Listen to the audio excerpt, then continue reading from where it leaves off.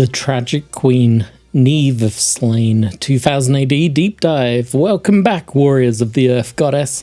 Today we're diving into one of Slaine's most complex and tragic figures, the fierce and passionate Queen Niamh. If you're a fan of 2000 AD and the brutal world of Warp-Spasm Barbarians, you know that Niamh is more than just a love interest. She's a warrior, a queen, and ultimately a tragic symbol of Slaine's destiny. So sharpen your axes and let's get into it.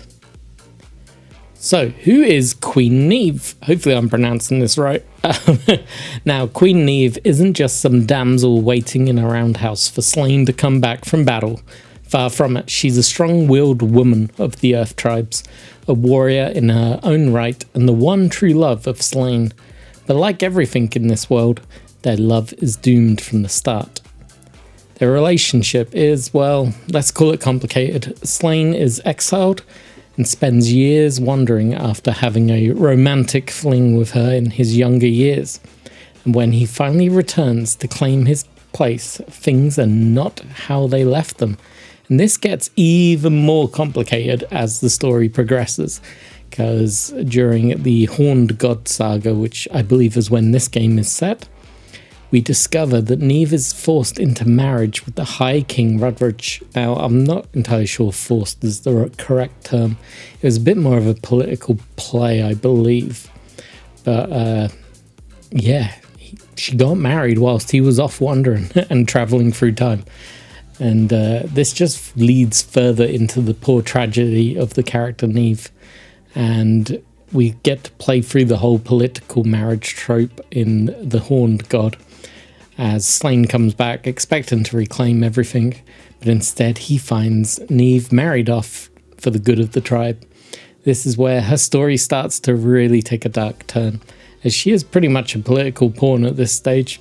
Despite her warrior spirit, I would say she is stronger than Rudridge, and this really does her dirty in the comics, but it's kind of lore accurate, or I guess historically accurate, let's be real. And it sucks that she just didn't have a choice. She had to pick a strong husband that she could strengthen further with her marriage, but it's rough. It's a rough read. And during this period, she never stops fighting. She still stands up against Slaine. She still stands behind him in the battle and in the war that follows. And even when she's trapped in a system that sees her as a bargaining tool, she ultimately refuses to fade into the background. And that is what makes her such a compelling character. But like all good characters, there is obviously heartbreak. And tragedy obviously has to follow. And Niamh's story ends in heartbreak. And for me, it's one of the most brutal endings for such a great character. My gut was in my throat. It was quite horrific to read. I'm not going to go into details or spoil it for you, but 100% read the series.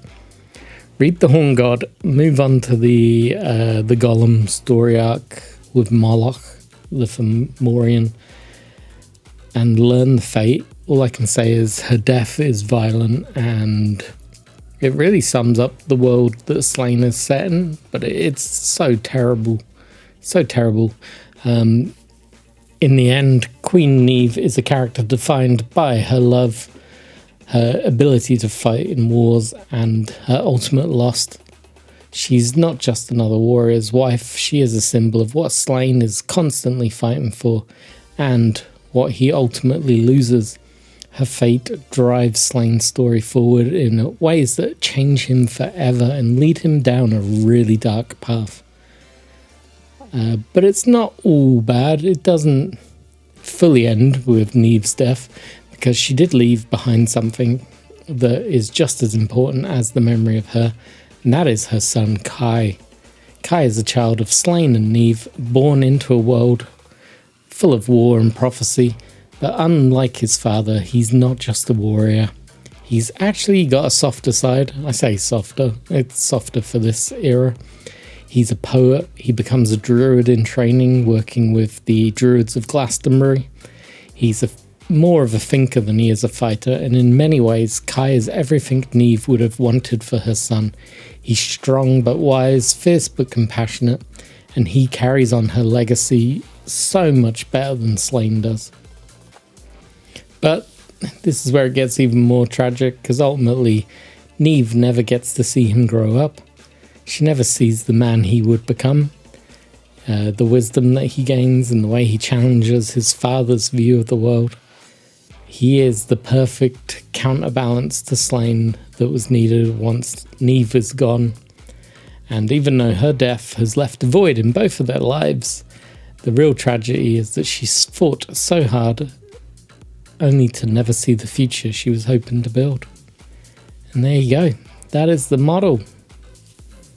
Ugh, that's rough, isn't it? Now, as you can probably tell, I've done a bit longer fluff version for this video.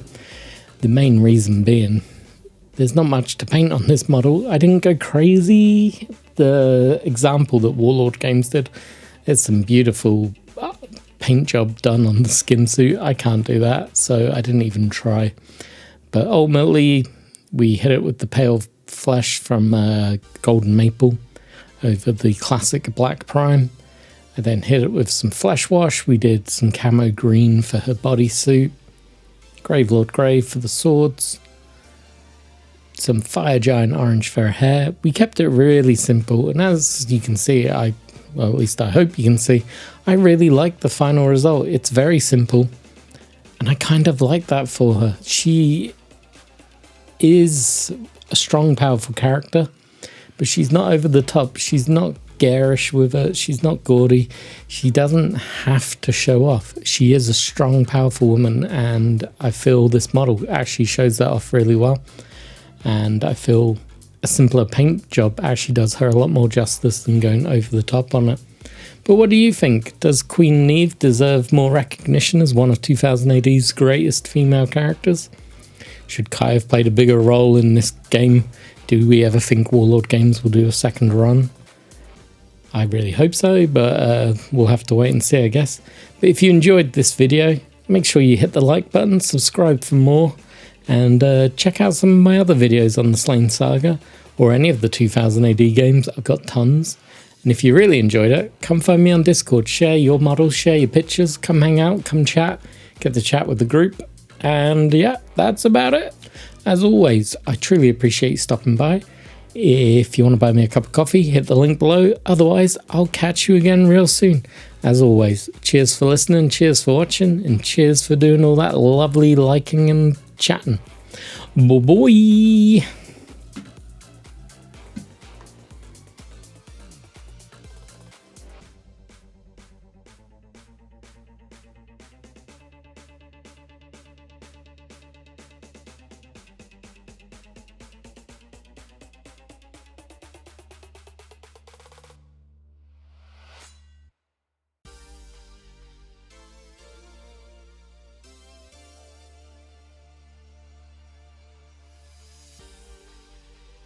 Hey, thank you for watching this video. Make sure you like, subscribe, and then go watch this one. This one up here. Give it a click. Bye-bye.